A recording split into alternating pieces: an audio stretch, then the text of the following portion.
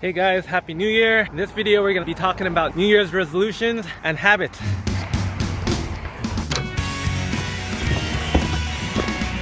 Alright. Hey, how's it going? In this video, we're going to talk about how to succeed at New Year's resolutions. We'll cover insights from The Power of Habit from Charles Duhigg. This book was published about 10 years ago, so I'll also be sharing 10 years of my own personal experiences. So to kind of sum up the whole point of the video, you know how you train a dog? Basically, we can do the same thing for our own brain. So when you tell a dog to sit, that's called the cue or the trigger. The routine is when the dog sits down, and the reward is the treat you give to the dog. So what if we use this dog training habit technique to make doing things like exercise, meditation, and learning new skills easy? What we'll cover. So we're going to talk about top 5 mistakes, why habits fail. We're going to talk about case studies of successful habits, what worked for me, what didn't. And we'll talk about bad habits too, and social media addiction. So mistake number 1 is not having a cue. So cue is the first component of the habit. When people think about cue, they usually just think, oh, just do the same thing on the same time, same place. It's not exactly that. I found the best thing to do, what worked for me, is to latch habits onto existing routines. For example, let's say you wanted to do 5 push-ups a day, right? And then you're like, okay, I'll do it sometime every morning or every night or every afternoon. I wouldn't recommend that. Instead, I would do it after a certain action that you do every day. For example, maybe you do 5 push-ups every time after you get out of the shower, because that's something that's consistent. Or one thing I do is I'm learning a new language. So I use Duolingo after I brush my teeth. So after I brush my teeth, do the Duolingo app. It's really consistent. I'm on a 50-day streak. All right, so what are some examples of good cues? So anything that you do on a daily basis, such as going to the bathroom, taking a shower, meals, brushing your teeth, turning on, off your computer, waking up, going to sleep. I found waking up to be really popular. A lot of people use that one. It's effective. So mistake number 2, the routine is too difficult.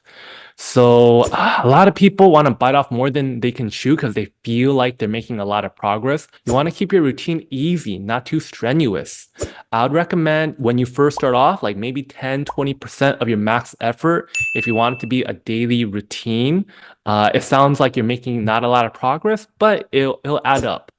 One example is that I journal every day. So I've been doing this for years now. And instead of doing like 3 pages, like people do like morning pages, something like that, I just do this little box and it takes me only like 2-3 minutes. And I've been doing it for a long time. This is a quote from a former US national team gymnastics coach. He trains people for the Olympics, and it's okay that you do less than you feel maximally capable of. What he advocates is that if you do something really consistent for 2-3 years, you are going to reach a high level of proficiency at that skill, or you'll get a lot of progress. It's an attitude deal. So an immature athlete is someone who wants what they want right now. A mature athlete is someone who's willing to do what needs to be done now to get rewarded for it later, the delayed gratification. And it's the mature athlete that in the long run always comes out on top. They're always the ones with the greater longevity and the greater success. Also, this is an MMA coach, Firas Zahabi. He's trained George St. Pierre, one of the top MMA fighters. Even for elite athletes, he believes in never being sore. I'm a big believer in never being sore. You should train, and the next day you should wake up feeling good. Because I'm a big believer in consistency over intensity. So just some elite trainers who advocate for consistency over intensity as well. All right, so mistake number 3, not having a reward. So rewards are the key to making habits sticky. So basically, you want to treat yourself like a dog. Give yourself treats. So after you do the cue and the routine, now it's time for the reward. These treats and rewards, they could be taste, sight, sound, touch, or smell. So something like a chocolate. If you feel like chocolate is too, you don't want to like gain that much weight, a Tic Tac are fine too. I've done something like that before. You can do a protein shake, a raisin, just give yourself a treat like you're training a dog. I found visual rewards to be pretty helpful as well. Stickers, check marks on a calendar, those are pretty nice. You can experiment with lotion. I think that one's not as strong for me, but like a smelly essential oil or lotion could act as a reward as well. Okay, so mistake number 4, too much all at once. So a lot of people, in the New Year's comes around, they want to do stuff like ice bath every day, run every day, meditate, journal, do this, do that. And it's just so much for their body to handle it that they give up after, 5 days or maybe 30 days. And like the rest of the year, they don't do it. So I would suggest if you have a bunch of stuff, just start with one habit at a time. After you finish that habit, you can add the other habits after 30 days or so. It takes 21 days to form the habit, 6 months for it to become second nature. So once a habit becomes second nature, it requires very little willpower to execute the routine. There's been a lot of science done on this with like rats and the different parts of the brain and stuff. So it's a really cool thing. But if you feel a little bit antsy, know that you can stack habits using the same cue and reward, like a habit combo, like Streetfighter. It's really cool. It takes time, but here's how it works. I have this morning exercise routine where I do 1 push-up every day. After I train that for a month, then I added a neck exercise to it. And then after I trained that for a while, then I added resistance bands to that routine. So it's like it all stems from the same cue, routine, reward things. And it's like in a group, it's like a power combo, but you have to do it one at a time. All right. Mistake number 5 is overdoing habit frequency. So what if you want a workout that's more difficult and intense than just like 2-3 minutes, 5 minutes?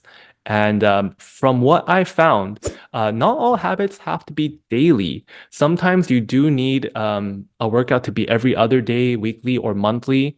My workouts usually occur every other day, so I have a day to rest. My body needs it, but make sure to match the reward to the effort so like it makes sense. For example, if you're doing a 2-hour hike, like once a week or something like that, maybe a Tic Tac might not be enough. Maybe you need a big pancake breakfast to encourage yourself to keep doing this 2-hour hike. Yeah, it's okay to not do something every day. It'll take longer to build the habit, but just be patient. Also, pro tip, find a support group. You probably have heard this a lot. Do habits with friends. Maybe you've heard the quote, go fast, go alone, go far, go together. I've done some exercise classes before. I'm an introvert. I don't usually go out, but I do find it helpful. But this is a funny story. One time I signed up for this exercise class. It was like the 7-day trial. Afterwards, I was like, okay, I think I want to keep doing it. It's an outdoor exercise class. I'm going to buy a 10 class package. And then the instructor was like, you know what? Do you want to do a 20 class package? Because if you do, I'll give you an additional 10% off the discount. And I'm like, oh, wow, that sounds like a great deal. So I did it. But afterwards, it's like I did 5 of those classes and like it wasn't what I thought it was. And I ended up not liking it. So I have all these I'm like totally committed to these classes. And that's a little bit annoying, But anyways, that brings us to an unsponsored message about ClassPass. So ClassPass is a subscription-based fitness model that allows you to try different studios for a discounted price. So basically, that 20 class package thing with a discount, you can get that without the commitment. I'll give you some examples. So at this yoga studio, a normal class is $30 for a single drop-in. It's Black Friday sale, it goes down to 16. But check this out. On ClassPass, it's only $13. And this is without a commitment. I mean, yeah, it's like way better. This other yoga studio, if you spend $240 on a 20 class package, it's $12 a class, but on ClassPass, it's only $7. So like, it's not even close. This boxing studio, if you buy 8 classes, it's $16 a class, but on ClassPass, it's about $5. So I think it's a really good deal. If you guys want, you can join me on ClassPass. You'll get 42 credits and $80 value with a link below. And when you sign up, I get a free month too, so we can work out together. One bad thing about ClassPass though, just to be completely transparent, you book a class and you end up not going, they're gonna take your credits and you get a fee. So don't book a class unless you know for sure you can go, or just make your reservations a day of. If your plans change, cancel your booking ASAP so you can release your spot to another student, and you won't get a penalty. All right, anyways, back to the video. Next, we're going to talk a little bit about successful habits. So this one is about journaling. I've been doing this for a long time, like I've said. My cue is usually after I finish showering at night, and then I'll journal for 2-3 minutes. And there's not really a reward. The reward is just seeing the box fill up because I have this grid system. So my routine is short. The reward is really simple. It's a visual cue. And every week, I'll actually do another box for a weekly update.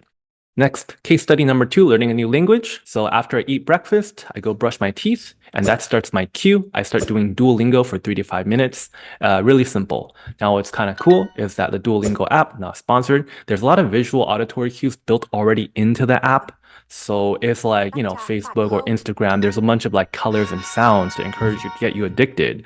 But yeah, it's pretty good too. It's really simple, really short. Another one I think I talked about a little earlier is my morning workout stack. So I wake up, I see a red bottle cap, and then I take a vitamin B12 tablet. After I take that, I go ahead and do the push-up, the neck raises, and I do a little bit of resistance band and yoga afterwards. And the reward is that the tablet has like a little bit of sweetness in it, and it kind of dissolves under the tongue, and that's kind of like the reward. It keeps me addicted to this morning workout routine, so it's pretty nice. And then finally, this other case study, I'm a professional artist, and working on your skills is really important. So I had this art habit, so I'll turn on the computer and I set a timer for 30 minutes.